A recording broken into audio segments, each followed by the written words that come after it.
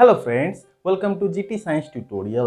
आजको यस भिडियोमा म हिट इक्वेसन र हिट च्याप्टरमा रहेको न्यूमेरिकल प्रब्लम्सहरुको बारेमा पढाउने छु। यो भिडियो हिट च्याप्टरको 6औं र अन्तिम भिडियो हो।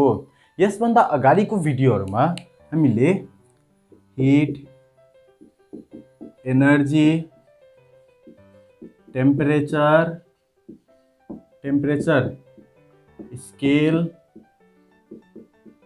scale, effects of heat and specific heat capacity को बारेमा पढिसकेका छौं। प्लिज यो भिडियो हेर्नुभन्दा अगाडि मेरो प्रिभियस भिडियोजहरु हेर्नु होला। त्यो भिडियोहरुको लिंक तपाईले डिस्क्रिप्सनमा पाउन सक्नुहुन्छ और यतातिर हेर्नुस् त माथि आई लेखेको होला, त्यहाँ क्लिक गर्नुस्। त्यहाँ हिट च्याप्टर को प्लेलिस्ट नै पाउन सक्नुहुनेछ। त्यहाँबाट सबै भिडियो तपाईले हेर्न सक्नुहुनेछ। सो आजको भिडियोमा हामी हिट इक्वेसन हेर्ने छौं, जसको बारेमा हामीले धेरैवटा भिडियोमा चर्चा गरिसकेका छौं। यो भिडियो त थाहा नै होला, Q = m * s * dt। This is the hit equation. Now आजको यस भिडियोमा हिट इक्वेसन कसरी आयो मीन्स यसको डेरिवेसन गरेर म देखाउने छु। एन्ड यो भिडियो सकिएपछि पनि म एउटा अमेजिङ फ्याक्ट को बारेमा कुरा गर्ने छु। So let's start.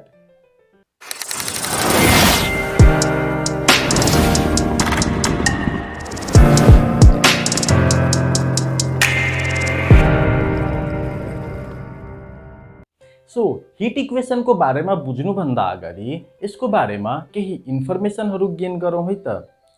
सपोज हामीसँग एउटा फलामले बनेको बल छ, ठीक छ। This is iron ball.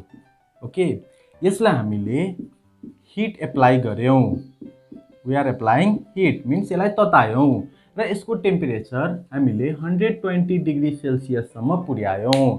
obviously कुनै पनि वस्तुमा यदि हामीले हिट एप्लाई गर्यौं भने त्यसको मोलिक्युल्सहरुले हिट एनर्जी एब्जर्ब गर्छ एन्ड हिट एनर्जी एब्जर्ब गरेपछि टेम्परेचर राइज हुन्छ। ओके, नाउ यसको टेम्परेचर 120 डिग्री सेल्सियस सम्म हामीले पुर्यायौं। अब के हामीले यहाँबाट हिट सप्लाई लाई हटाइदियौं भने और हिट गर्न बन्द गरिदियौं भने के यसको टेम्परेचर सधैँभरि 120 डिग्री सेल्सियस नै रहिरहन्छ त? No, obviously not। हामीले के नोटिस गर्न सक्छौं भने केही समयपछि यसको टेम्परेचर घट्दै जान्छ, राइट। यसको टेम्परेचर घट्दै जान्छ एन्ड इभेन्चुअली रूम टेम्परेचर सम्म आइपुग्छ। दैट इज नर्मली हामीले रूम टेम्परेचर भनेको 25 डिग्री सेल्सियस कन्सिडर गर्ने गर्छौं। ओके, सो त्यो हिट एनर्जी कहाँ गयो त?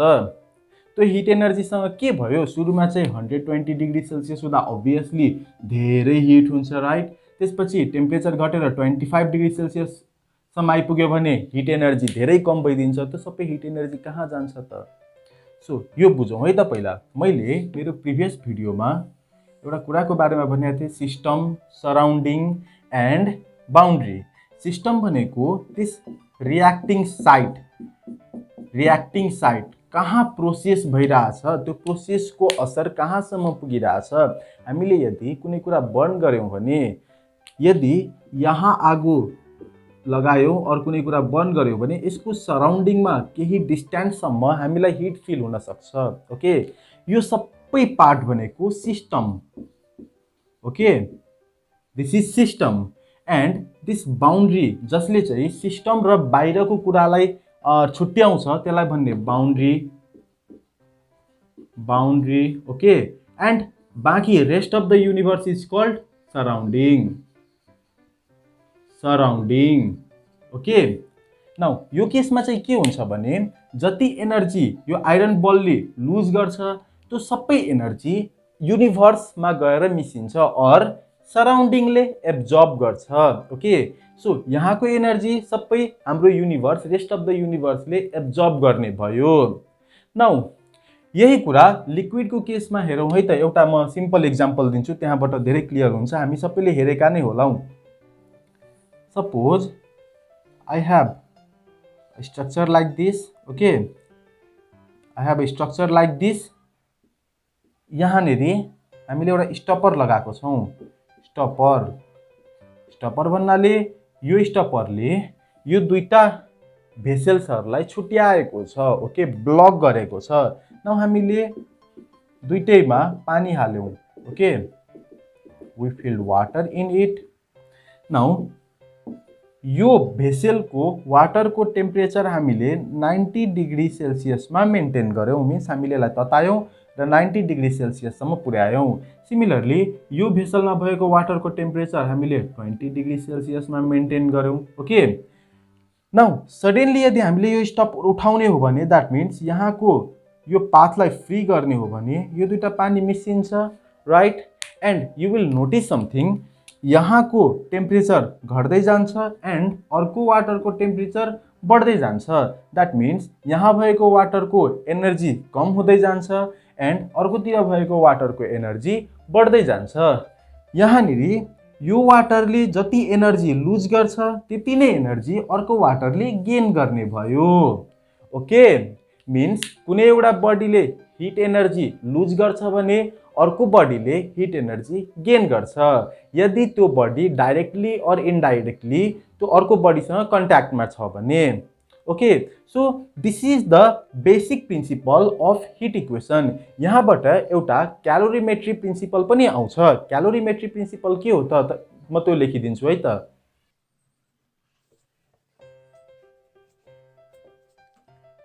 क्यालोरीमेट्री प्रिन्सिपलको बारेमा यो लेभलमा पढाइ हुँदैन, हायर लेभलमा क्यालोरीमेट्री प्रिन्सिपलको बारेमा डिटेलमा पढाइ हुन्छ। त्यो के हो त? Principle of क्यालोरीमेट्री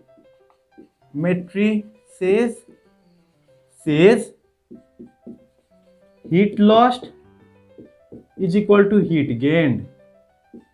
Heat lost is equal to heat gained. Okay, कुनै एउटा बडीले जति हिट लस गर्छ त्यो सबै हिट अर्को बडीले गेन गर्छ एन्ड केही समयपछि त्यो दुईटा भ्यालु इक्वल पनि हुन्छ। So this is called principle of calorimetry. अब हेरौँ हिट इक्वेसन। अहिलेसम्म हामीले हिट ट्रान्सफर्मेसनको बेसिक इन्फर्मेसन गेन गरिसक्यौं। That means heat lost is equal to heat gained. अब हेरौँ heat equation.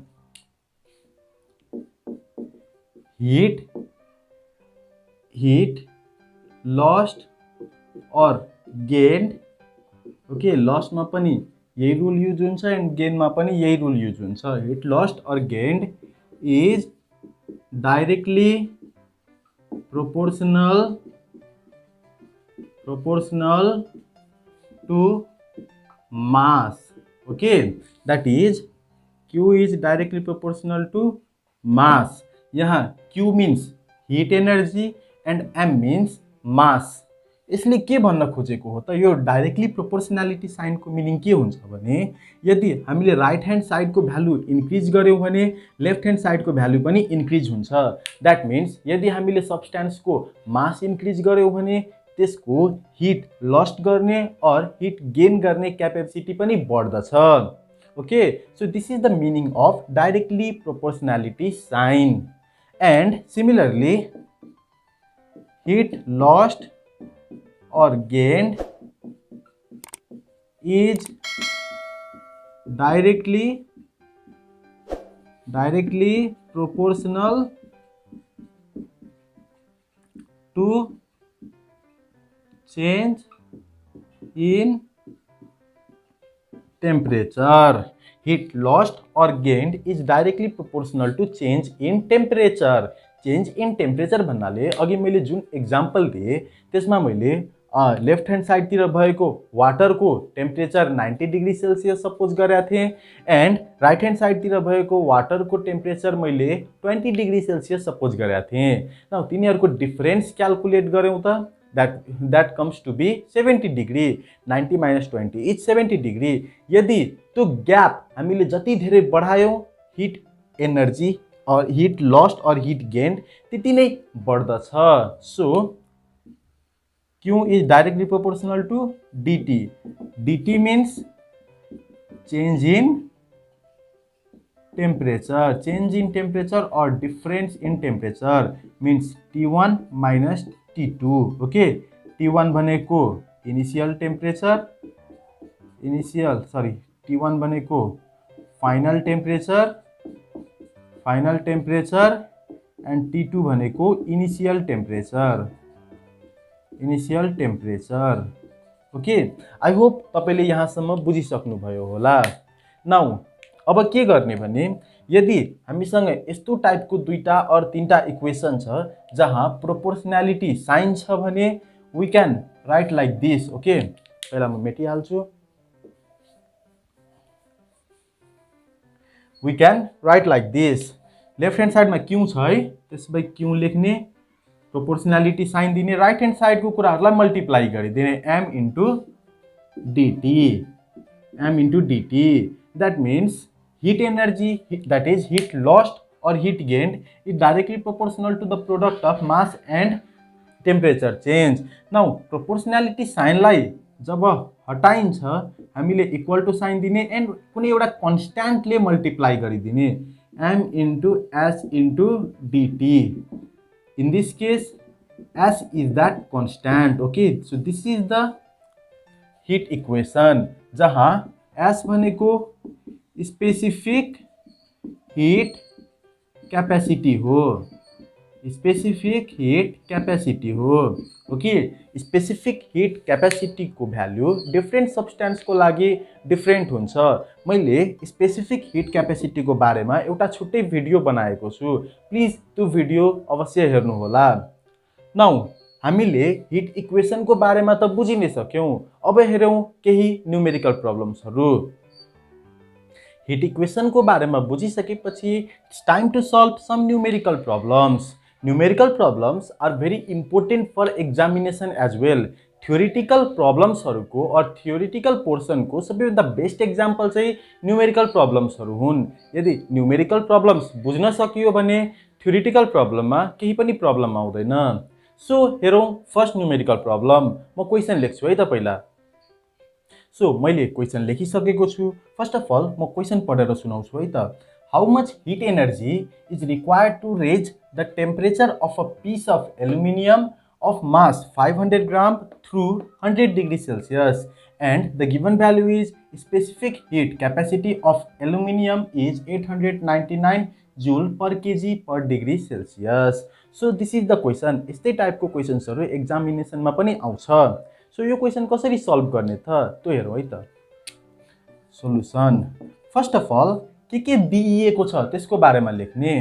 Here mass of the aluminum is given mass of aluminum that is m is given to be how much 500 gram right। तर numerical problem गर्दा जहिले पनि हामीले SI युनिटमा convert गर्नुपर्ने हुन्छ।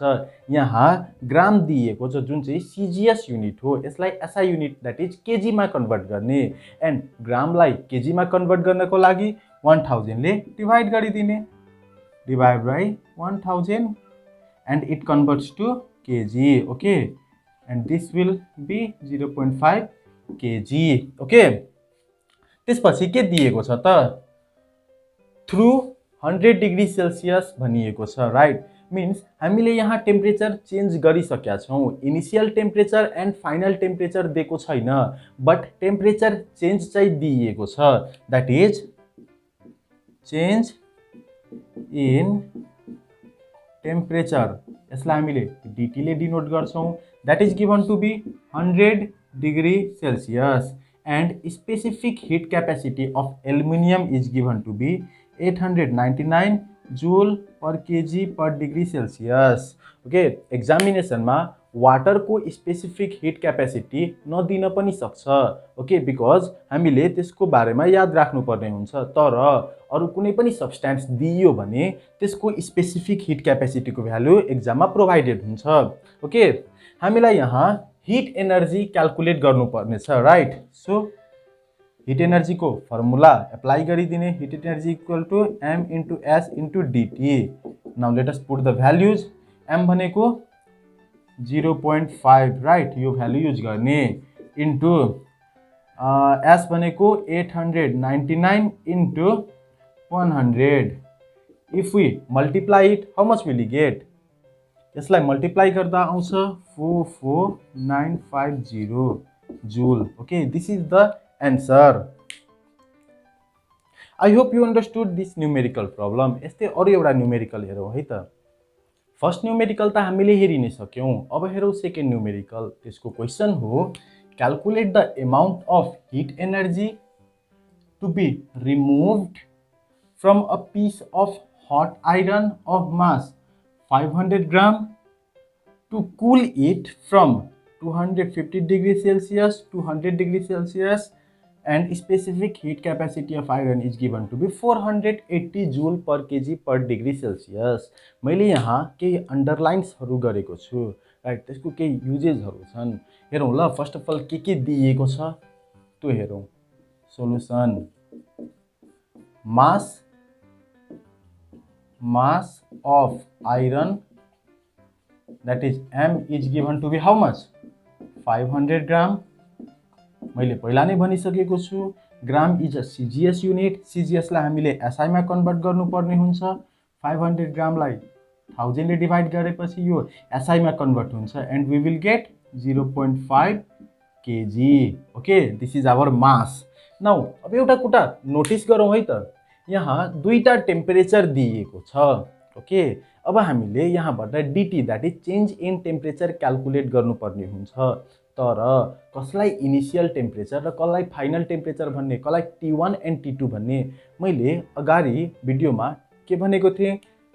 T1 is equal to final temperature and T2 is equal to initial temperature. ठीक छ.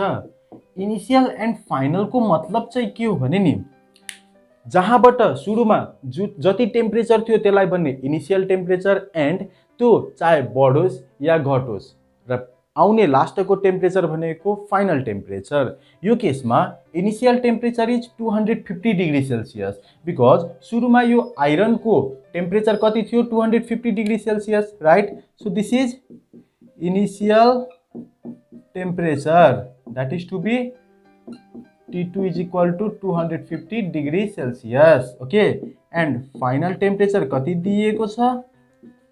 Final temperature, that is T1 is equal to 100 degree Celsius. Okay, now specific heat capacity of iron is also given to be 480 joule per kg per degree Celsius. Okay, अब हामीलाई यति कुरा दिएको छ. Now we need to calculate the heat energy removed from that iron. Okay, त्यसको लागि हामीले simple formula use गरिदिने, M into S into DT. Okay, M means कति दिएको छ? 500 into S भनेको कति दिएको छ? 480 into DT भनेको हामीले T1 minus T2 गर्नुपर्ने छ, right. T1 minus T2 because DT is equal to T1 minus T2, final temperature minus initial temperature. Okay, now 500 into 480 into value हालौं त. T1 को value is given to be 100 into T2 को value is given to be 250. Okay, 500 into 480 into minus गर्यौं भने we will get 150. तर अगाडि minus हुँदो रहेछ.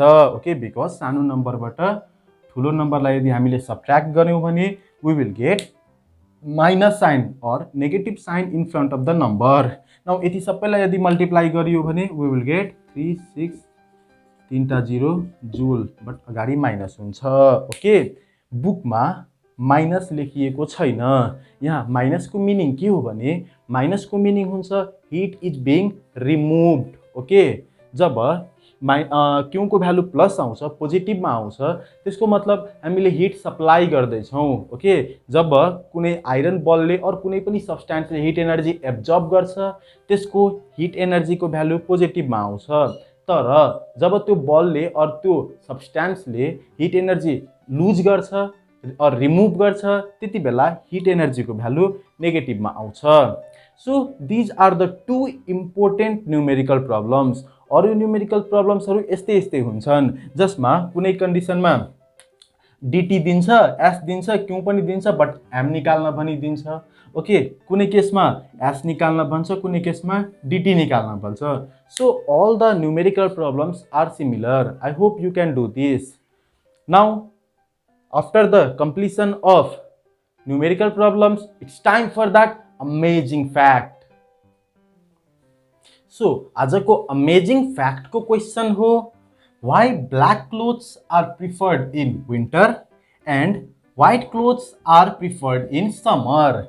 जाडोको मौसममा कालो लुगा लगाउँदा हाम्रो शरीरलाई राम्रो फिल हुन्छ, त्यसरी नै गर्मीको मौसममा सेतो लुगा लगाउँदा हाम्रो शरीरलाई राम्रो फिल हुन्छ। यस्तो किन हुन्छ होला त? Why does it happen? यदि तपाईलाई एन्सर पहिला नै थाहा छ भने प्लिज यो भिडियोलाई पज गर्नुहोला र तपाईको एन्सर कमेन्ट सेक्सनमा लेख्नुहोला, र यदि थाहा छैन भने प्लिज यो भिडियो कन्टिन्यू गर्नुहोला। सो स्टार्ट गरौँ। फर्स्ट अफ अल हामीले यो बुझ्नु जरुरी छ that white colour is the mixture of all colors, right. Sun को लाइटलाई यदि स्प्लिट गर्ने हो भने वी विल गेट 7 कलर्स। कुन कुन हुन् त तिनीहरू? R O Y B G I V। R means red, O means orange, Y means yellow, B means blue, G means green, I means indigo, and V means violet. So these are the 7 colors which we get when we split sunlight. Okay, सनलाइटलाई जब split गरिन्छ यी 7 वटा कलर्सहरू पाइन्छन्, जसलाई हामीले रेनबोमा पनि हेर्न सक्छौं। ओके, दैट मीन्स सनलाइट भनेको यही 7 वटा कलरको मिक्सचर हो। ओके, एन्ड जब यो 7 वटा कलर मिक्स हुन्छ we get white colour. That means सनलाइटको colour, actual colour is white. Okay, and white colour, white body भनौं, जस्तै यो मार्कर, यो बोर्ड और यो वाल सबै व्हाइट कलरको छ है। White always reflects all colors। कुनै पनि कलरलाई व्हाइट बडीले और जुन पनि बडी हामीले व्हाइट देख्छौं त्यसले एब्जर्ब गर्दैन, त्यही भएर हामीले त्यो बडीलाई व्हाइट देख्छौं। हामीले कुनै पनि कलर कसरी देख्छौं यसको बारेमा मैले एउटा छुट्टै भिडियोमा भनेको पनि छु। त्यो भिडियोको नाम हो specific heat capacity. Specific heat क्यापेसिटीको भिडियो सकेपछि जुन मैले अमेजिङ फ्याक्टको बारेमा कुरा गरेको थिएँ त्यसमा मैले यसैको बारेमा बुझाएको थिएँ, that why we see colours. So त्यो भिडियोको अमेजिङ फ्याक्ट गरेर हेर्न चाहिँ नबिर्सिनु होला। अब आउँ यो अमेजिङ फ्याक्टमा। व्हाइटले चाहिँ हरेक कलरलाई रिफ्लेक्ट गरिदिन्छ, ठिक्क अपोजिटमा ब्ल्याकले चाहिँ सबै कलरलाई एब्जर्ब गरिदिन्छ, एब्जर्ब्स all colors। Okay, means simply भन्नुपर्दा जसले सनलाइटलाई एब्जर्ब गर्न सक्छ त्यसलाई हामीले ब्ल्याक देख्छौं। जस्तै हाम्रो हेयर जुन मेटेरियलले बनेको हुन्छ त्यो मेटेरियलले हरेक कलरलाई एब्जर्ब गर्न सक्छ, सो त्यसलाई हामीले ब्ल्याक हेर्छौं। ओके, यहाँसम्म बुझियो नि? अब हेरौं व्हाइट क्लोथ किन चाहिँ गर्मीमा लाउँदा राम्रो र ब्ल्याक क्लोथ किन जाडोमा लाउँदा राम्रो। जाडोको मौसममा टेम्परेचर धेरै कम हुन्छ एन्ड हाम्रो शरीरलाई त्यतिखेर हिट एनर्जीको आवश्यकता पर्दछ, राइट। सो जब हामीले जाडोको मौसममा, दैट इज जब हामीले विन्टरमा ब्ल्याक क्लोथ लगाउँछौं, कालो कपडा लगाउँछौं, त्यतिखेर त्यो ब्ल्याक क्लोथले सनबाट आएको लाइटलाई एब्जर्ब गर्छ, जसले हाम्रो बडीको टेम्परेचर मेन्टेन हुन्छ। ओके, हाम्रो बडीको टेम्परेचर बढ्दिन्छ, हाम्रो बडीले हिट एनर्जी गेन गर्न सक्छ र हामीलाई न्यानो फिल गराउँछ। तर गर्मीको मौसममा हामीलाई हिट एनर्जी चाहिएको हुँदैन। ओके, बिकज बाहिरको टेम्परेचर अलरेडी धेरै हुन्छ, हामीलाई शीतलको आवश्यकता पर्दछ। सो गर्मीको मौसममा यदि हामीले व्हाइट लुगा लगायौं भने, दैट इज समरमा व्हाइट लुगा लगायौं भने व्हाट विल ह्यापन? त्यो व्हाइट लुगाले सनबाट आएको लाइट्सहरूलाई रिफ्लेक्ट गरिदिन्छ। ओके, व्हाइटले सनबाट आएको लाइटलाई एब्जर्ब गर्दैन, जसले हाम्रो बडीलाई सनको लाइटबाट प्रोटेक्ट गर्छ। र हाम्रो बडीको टेम्परेचर नर्मल फर्ममा राख्छ, नर्मल कन्डिसनमा राख्छ. So this is the exact reason why black color is preferred in winter season and white color is preferred in summer season. I hope you understood about the video as well as this amazing fact. If you like my video, please share this video to everybody you know, and thank you for watching the video.